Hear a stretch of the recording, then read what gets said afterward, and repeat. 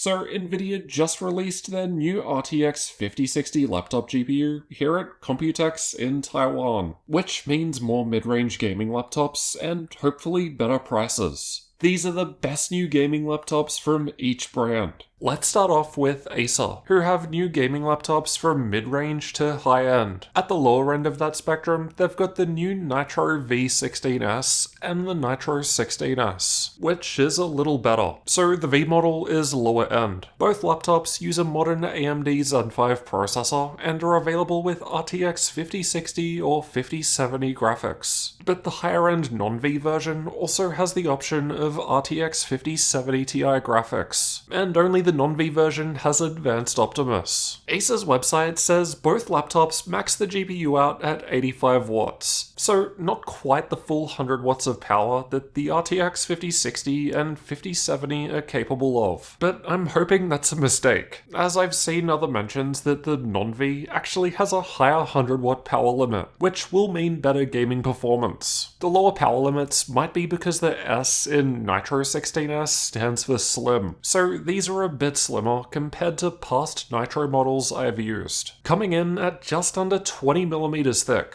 the Nitro 16S has this extra bit at the back that sticks out that the Nitro V16S does not have. So you'd think that would mean more room for cooling and a higher GPU power limit with the non-V model. Otherwise, the non-V has liquid metal while the V does not. And ports are similar, but the non-V has an extra Type-C port on the back. They both have metal lids and plastic interiors with 4-zone RGB keyboards with a very similar design aesthetic compared to previous Nitro models. Acer also had the larger Nitro 18 on display, which was first announced about a month ago, but now it also has the newly announced RTX 5060 graphics too, and maxes out with RTX 5070 Ti.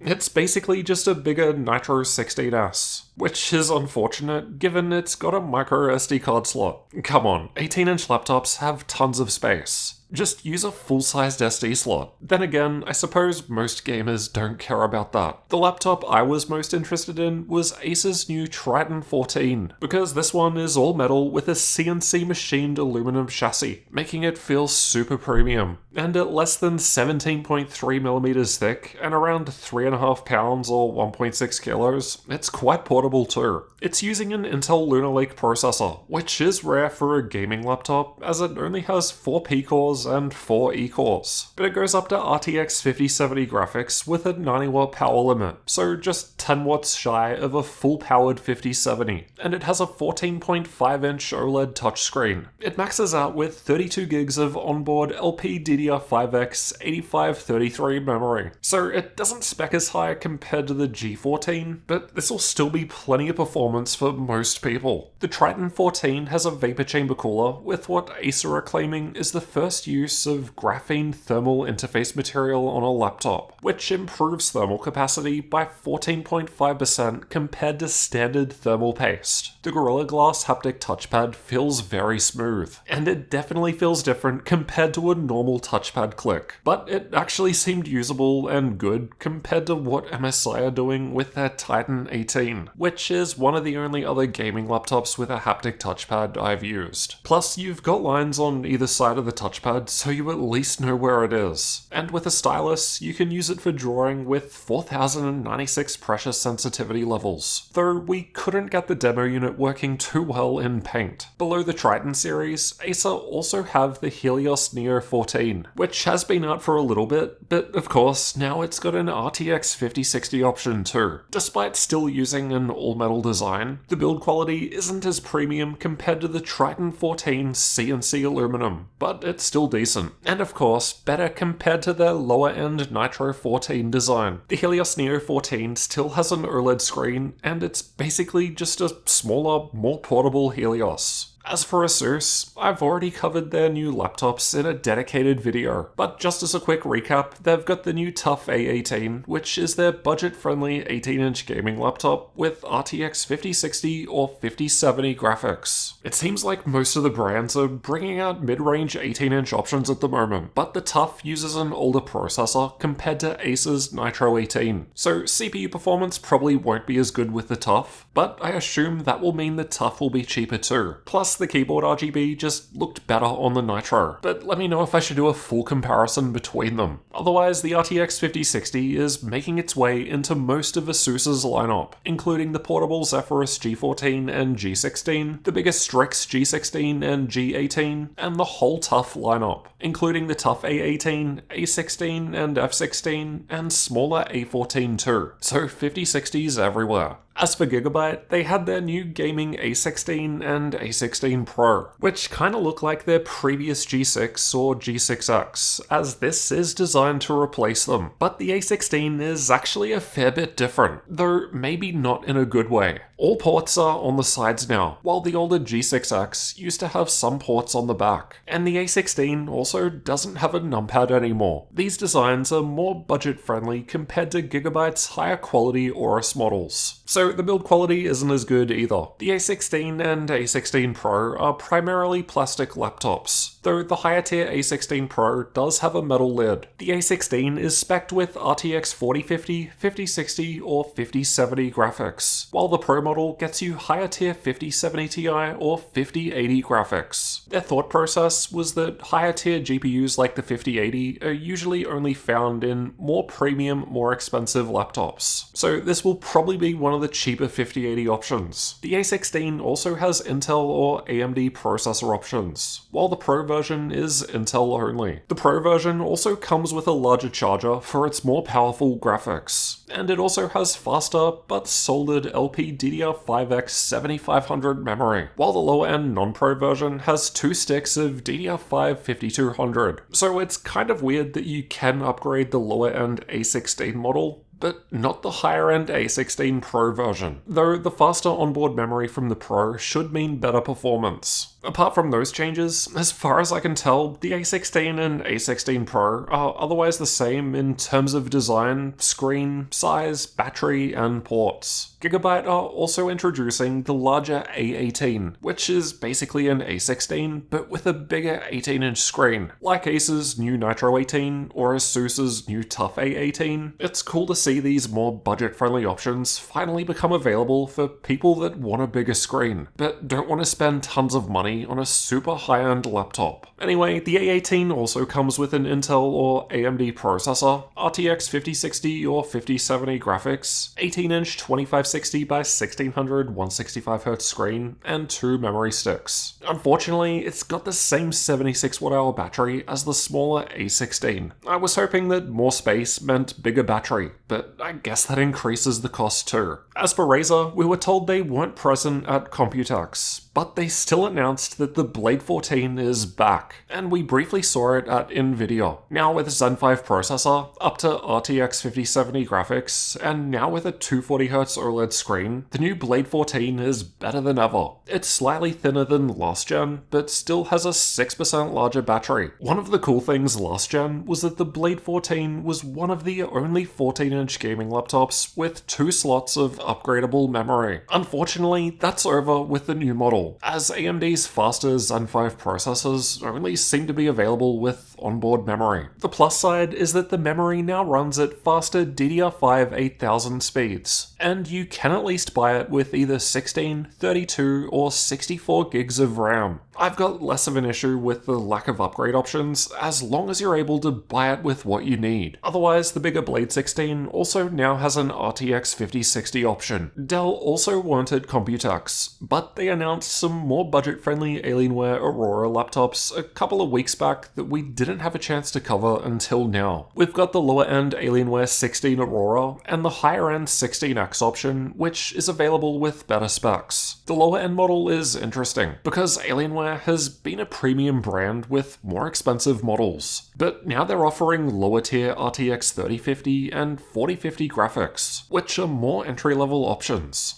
That said, the 4050 model starts from $1,150, which is quite expensive. We've had better performing RTX 4070 laptops on our GamingLaptop.deals website for less than that in the past. We briefly stopped by Framework and asked when they'd have a new GPU upgrade available for the Framework 16, and they told us that they're working on something, but can't say anything yet. I was hoping AMD was going to announce some laptop GPUs during Computex, but nothing so far, just new desktop cards. We didn't see any new gaming laptop models at MSI, but based on their website, the RTX 5060 graphics are coming to many of their mid-range gaming laptops. We also visited MSI HQ and had a look at some new unreleased products, but unfortunately I can't talk about those just yet. Lenovo told us they weren't attending Computex, but Nvidia's news post mentions that the 5060 is coming to the Legion Pro 5i, and it's also available in the new Legion 5, which we should be getting soon to review. Same deal for HP. They didn't have a Computex presence, but there was one laptop on show at Nvidia, and according to Nvidia, the 5060 is at least coming to HP's Omen Transcend 14. I'm pretty sure it's also coming to the Omen Max 16 that we've already reviewed as well, and I'd be very surprised if we don't see it in their budget-friendly Victus series soon too. There are plenty of new gaming laptops for me to review once I get home from Taiwan. Make sure you're subscribed for all that upcoming content. Until then, you can check out even more new gaming laptops coming out this year in my CES coverage next.